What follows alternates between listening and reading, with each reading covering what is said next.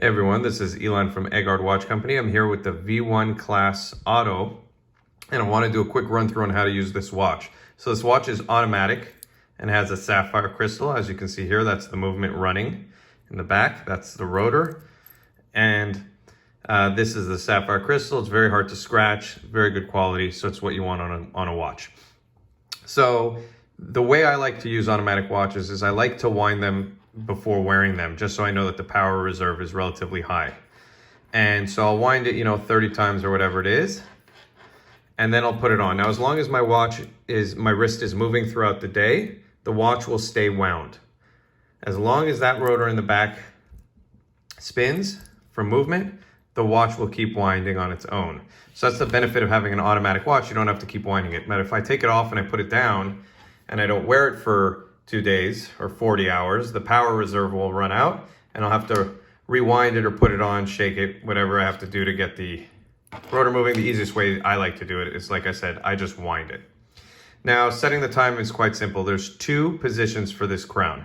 So I can pull the crown out once and I can pull it out again. Hear that click?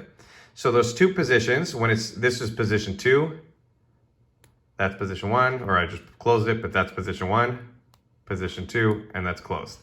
Okay, so when I pull it out to position 1, I'm now, if I rotate toward myself, changing the date. Okay, so that first feeling, that first stop on the crown is the date setting.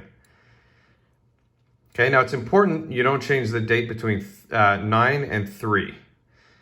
Because it can damage the date wheel. It's just always good practice to change the date on the bottom half of the dial or leading up to the 9 o'clock hand. Okay, now when I pull it out again, that's the time setting. And as you can see, I just rotate it, I set the time, and I put it wherever I want, and then I'm done. So remember, date would be over here toward myself. And then time, one more click out and just rotate it to whatever the time is. And when I'm done setting it, I just close it all the way. And if I want to wind it, I can manually wind it. But remember, it will also wind once you're wearing it. Now, the bracelet is something I get a lot of questions on. I brought a fork just to show you could do this with anything at home. All you have to do is, there's a little hole down there. I don't know if you can see it, but underneath that pin right there, there's a hole. So you want to just take your fork and just put it underneath into that hole area and just pop it up. It's a little bit hard to do this well on camera, but there we go. Now this flap is up. See here, it's loose. And I can slide it wherever I want, right along the bracelet, so you get full control over how you're gonna do this. Okay, when I'm ready, and let's say my wrist size is around there, which I imagine mine is, I would just take this piece, clamp it down. Now it's locked in place. Now to put it on, it's quite simple. See that hook? That's gonna catch onto the pin, like so.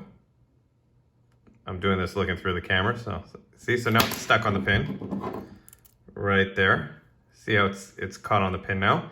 And now all I do is I pop this piece closed and that piece closed. It's double secure, so it won't open. Then when I wanna take it off, I just pop this open, I pop this open, and then I push up to unhook it, because if I pull down, I'm just pulling down on that little pin there. As you can see, it gets stuck. If I lift up a little bit, it comes off. So you want to kind of go up with it. Okay, up, close, and then you would take this and close it. Okay, super simple. Make sure it's locked on that, there, there. And that is how you use the entire watch. Very clean watch, like great components, so I really hope everyone's enjoying